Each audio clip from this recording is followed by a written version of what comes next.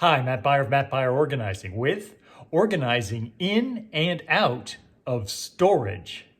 There are essentially two storage scenarios. The first is you simply don't have enough storage room in your home, so you need seasonal or temporary accessibility to your storage locker. The second is your life is in some sort of transition, like moving, so the stuff stays there until you have a plan for reassignment. Of course, you can have a combination of both, and sometimes those intended transitions never happen. But I'm just going to address the purely accessible and transitional. To keep the things in your storage unit accessible requires following many of the same storage rules you follow in your home. First, go vertical. Storage units tend to be quite high, so take advantage of that height by installing simple shelves. The more often you are likely to access items, the closer they should be to eye level. Second, leave some free floor. Completely filling your floor is the surest way to deny accessibility. So don't. Create a U shape of shelves and stacks. That way you can stand in the gap and access all sides. Third, awkwards in corners. Items that don't shelve or stack well can be supported in the dead space between the corners and the shelves. Fourth, movables in the entry. If you must fill the gap of the U, choose movable objects like bicycles or carts. Then it's easier to roll the items out of the way to gain access. To keep your storage transitional requires a little strategizing. First, simple inventory.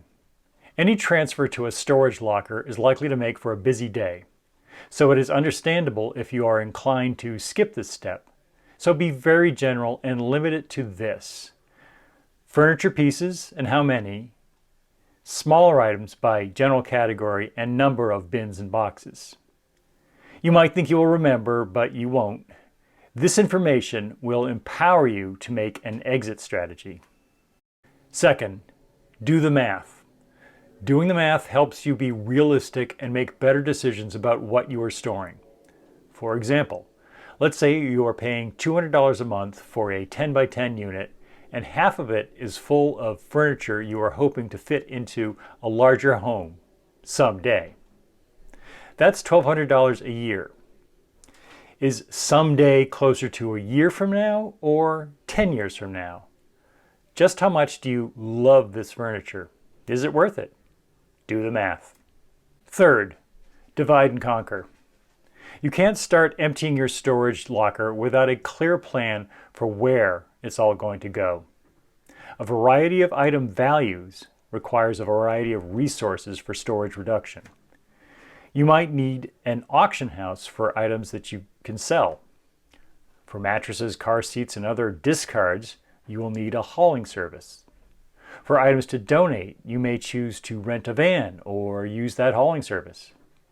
If you have multiple units, the process is easier if you sort them by destination.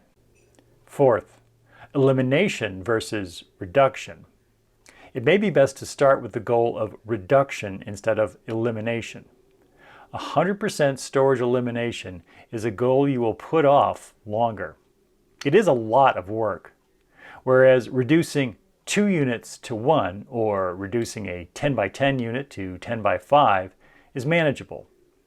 Not only will you immediately start paying half, but you will be better informed on what remains. You increase your likelihood of tackling the second half. So that's it on storage. For more easy organizing tips, please subscribe. Thanks for watching. I'll see you around.